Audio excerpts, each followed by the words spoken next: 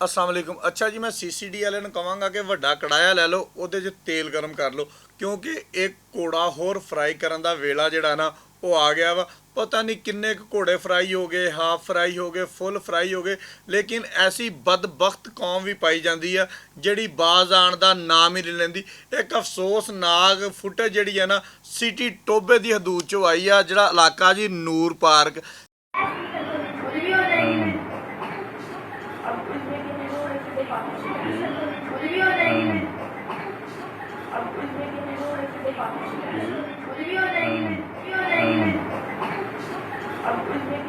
ਜਿੱਥੇ ਇੱਕ ਲੜਕੀ ਜਿਹੜੀ ਆ ਉਹ ਗਲੀ ਚੋਂ ਗੁਜ਼ਰਦੀ ਪਈ ਆ, ਇੱਕ ਅਵਾਰਾ ਨੌਜਵਾਨ ਜਿਹੜਾ ਵਾ ਉਹ ਆਂਦਾ ਵਾ, ਉਸੇ ਤਰ੍ਹਾਂ ਦੀ ਹਰਕਤ ਜਿਹੜੀਆਂ ਅਸੀਂ ਪਿੱਛੇ ਹਰਕਤਾਂ ਦੇਖਦੇ ਆਏ ਆ ਕਰਦਾ ਵਾ, ਕਰਕੇ ਬਾਸਾਨੀ ਫਰਾਰ ਹੋਣ ਦੇ ਵਿੱਚ ਕਾਮਯਾਬ ਹੋ ਜਾਂਦਾ ਵਾ। ਉੱਥੇ ਦੀ ਪੁਲਿਸ ਆਪਣੇ ਤੌਰ ਤੇ ਜਦੋਂ ਵੀਡੀਓ ਸਾਹਮਣੇ ਆਉਂਦੀ ਆ ਉਹਨੂੰ ਲੱਭਣ ਦੀ ਕੋਸ਼ਿਸ਼ ਕਰ ਰਹੀ ਆ, ਲੇਕਿਨ ਮੈਂ ਫਿਰ ਕਹਾਂਗਾ ਕਿ ਜਨਾਬ ਇਹਦੇ ਨੇਫੇ ਦੇ ਵਿੱਚ ਅਸਲਾ ਚੱਲਣਾ ਚਾਹੀਦਾ ਵਾ, ਔਰ ਵਾਵਾ ਸਾਰਾ ਚੱਲਣਾ ਚਾਹੀਦਾ ਵਾ, ਜਿਹਨੂੰ ਕਹਿੰਦੇ ਨਾ ਬ੍ਰੈਸਟ ਮਾਰ ਕੇ ਹਰ ਸ਼ਾਈ ਉਡਾ ਕੇ ਪਰਾਂ ਮਾਰ ਦੇਣੀ ਚਾਹੀਦੀ ਆ, ਤਾਂ ਕਿ ਪਤਾ ਲੱਗੇ ਕਿ ਕਿਸੇ ਦੀ ਧੀ ਭੈਣ ਦੀ ਇੱਜ਼ਤ ਜਿਹੜੀ ਆ ਉਹਨੂੰ ਕਿਸ ਤਰ੍ਹਾਂ ਇਸ ਤਰ੍ਹਾਂ ਰੋਂਦਿਆ ਜਾ ਸਕਦਾ ਵਾ। ਕਿਉਂਕਿ ਅਸੀਂ ਬਾਰਹਾ ਦੇਖਦੇ ਹਾਂ ਕਿੰਨੇ ਘੋੜੇ ਫਰਾਈ ਹੋ ਗਏ, ਕਿੰਨੇ ਹਾਫ ਫਰਾਈ ਹੋ ਗਏ, ਕਿੰਨੇ ਫੁੱਲ ਫਰਾਈ ਹੋ ਗਏ, ਲੇਕਿਨ ਆਏ ਦਿਨ ਇਦਾਂ ਦੀ ਕੋਈ ਨਾ ਕੋਈ ਫੁਟੇਜ ਜਿਹੜੀ ਆ ਉਹ ਸਾਹਮਣੇ ਆ ਜਾਂਦੀ ਆ ਕਿ ਜਿਸ ਤੋਂ ਬਾਅਦ ਸਾਨੂੰ ਫਿਰ ਆ ਕੇ CCD ਵਾਲਿਆਂ ਦੇ ਅੱਗੇ ਦਰਖਾਸਤ ਕਰਨੀ ਪੈਂਦੀ ਆ ਕਿ ਜਨਾਬ ਆ ਜਾਓ, ਆਪਣੇ ਕੜਾਹੇ ਦੇ ਵਿੱਚ ਤੇਲ ਪਾ ਲਓ ਤੇ ਜਨਾਬ ਘੋੜਾ ਫਰਾਈ ਜਿਹੜਾ ਨਾ ਉਹਨੂੰ ਸ਼ੁਰੂ ਕਰ ਦਿਓ। ਮਰੀਮ ਨਵਾਜ਼ ਦਾ ਵਿਜ਼ਨ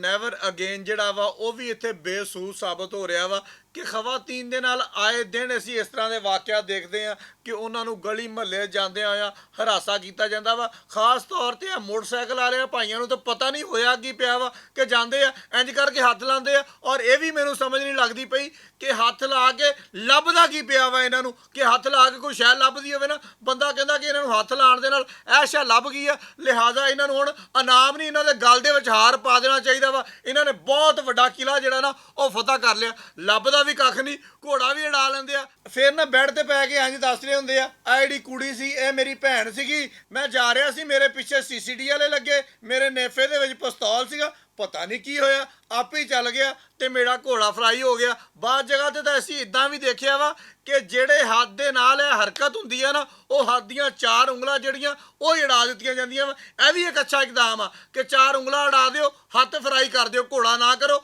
ਹੱਥ ਫਰਾਈ ਕਰ ਦਿਓ, ਲੇਕਿਨ ਘੋੜੇ ਵਾਲਾ ਇਕਦਾਮ ਸਭ ਤੋਂ ਅੱਛਾ ਵਾ, ਔਰ ਇਹ ਪੈ ਦਰ ਪੈ ਹੋਣੇ ਚਾਹੀਦੇ ਆ ਤਾਂ ਕਿ ਸਾਡੀਆਂ ਮਾਵਾਂ ਭੈਣਾਂ ਇਸ ਤਰ੍ਹਾਂ ਦੀ ਹਰਾਸਾਨੀ ਤੋਂ ਬਚ ਸਕਣ। ਬਹੁਤ ਸ਼ੁਕਰੀਆ।